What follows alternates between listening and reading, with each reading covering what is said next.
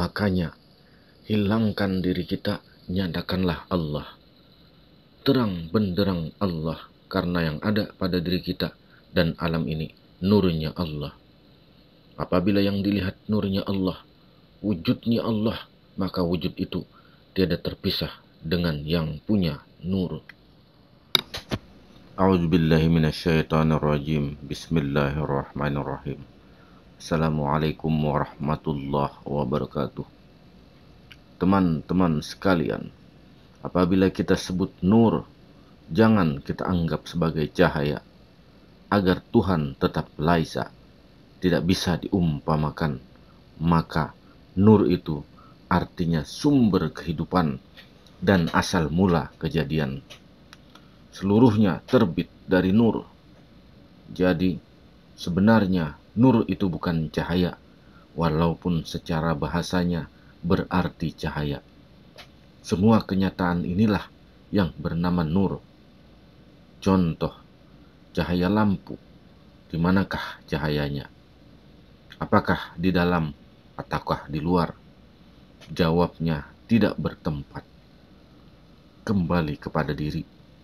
Sebelumnya Tuhan tidak nyata, karena yang nyata diri kita. Tapi kalau kita sudah pahami, maka yang nyata adalah Tuhan, kitalah yang tidak nyata. Karena Allah selalu kita anggap gaib dan kita selalu melihat diri kita. Makanya hilangkan diri kita, nyatakanlah Allah. Terang benderang Allah, karena yang ada pada diri kita dan alam ini, nurnya Allah. Apabila yang dilihat nurnya Allah, wujudnya Allah, maka wujud itu tiada terpisah dengan yang punya nur. Bukan kita ini mengaku sebagai Tuhan, tapi kita menyatakan keberadaan Tuhan. Kita misalkan lagi baju kita. Baju asalnya dari kain. Kain asalnya dari benang. Benang asalnya dari kapas.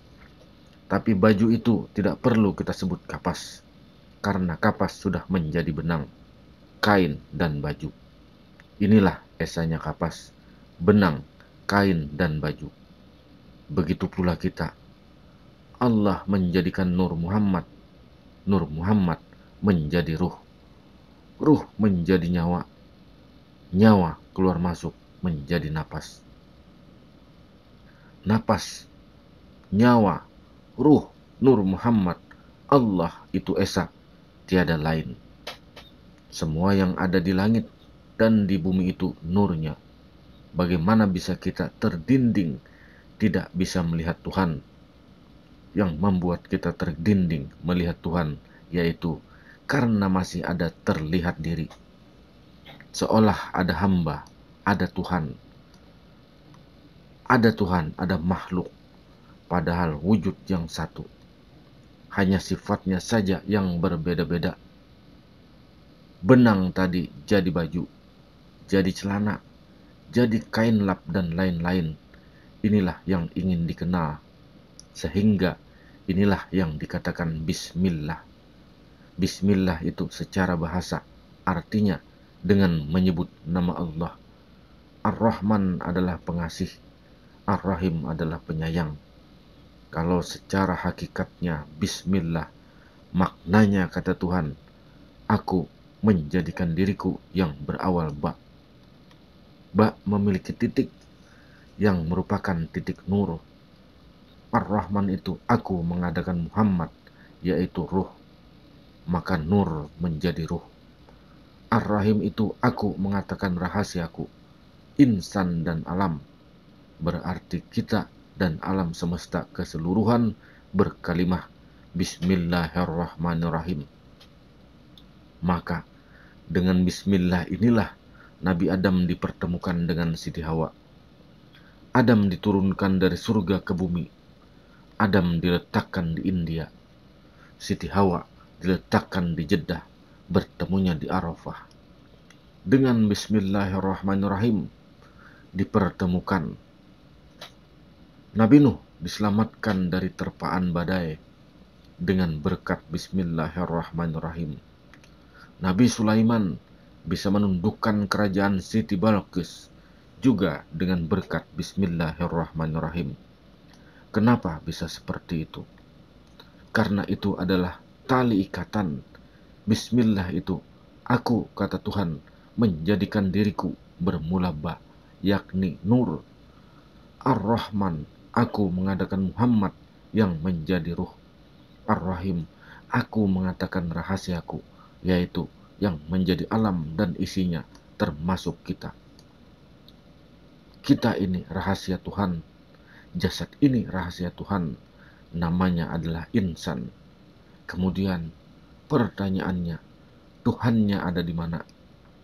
Tadi kita bahas adalah ba. Apabila ba hanya nur saja, jadi di manakah Tuhannya? Maka tatkala menulis bismillah, alifnya kita tegakkan, tetapi tidak kita baca. Silahkan lihat bismillah tulisan Arab, karena alif pada huruf bismillah tidak dibaca.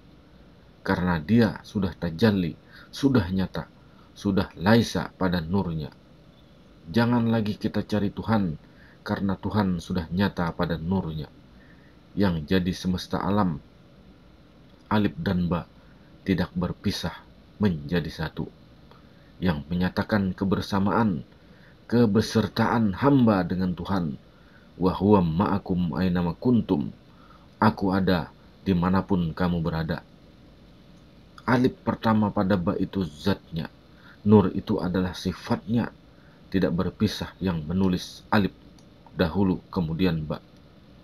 Walaupun tidak dibaca, begitu tegatnya Tuhan dengan hamba, kebersamaan hamba dengan Tuhan, karena hamba itu nurnya. Makanya, apabila tidak punya anak, bacalah Bismillahirrahmanirrahim. Insya Allah, karena jadi nur dan jadi semesta alam. Nah, juga yang lambat jodoh bisa mengamalkan Bismillahirrahmanirrahim. Insya Allah cepat dapat jodohnya. Cara mengamalkannya jumlahnya 760 kali dibaca. Kalau kita ada hajat yang ingin ditunaikan atau hajat-hajat orang juga ingin ditunaikan Allah. Jadi jangan hanya mengenal artinya bismillah, tapi diri kita ini sudah berkalimah Bismillahirrahmanirrahim. Jadi Bismillahirrahmanirrahim ini adalah makna dari kun fayakun, yaitu kalimat singkatnya. Kalimat kun fayakun isinya adalah Bismillahirrahmanirrahim. Kun fayakun yaitu bikana makana, biyakun mayakun. Bikana makana yaitu dengan nurlah semua jadi. Biyakun mayakun yaitu dan dengan nurlah semua ada. Jika tidak karena nur, semua tidak terjadi. Jika tidak karena nur, semua tidak akan ada. Nah, sekarang misal kita hilangkan nurnya, ganti Tuhan. Karena nur itu esa dengan Tuhan. Jika tidak karena Tuhan, maka kita tidak ada. Demikianlah, mudah-mudahan ini bermanfaat, menambah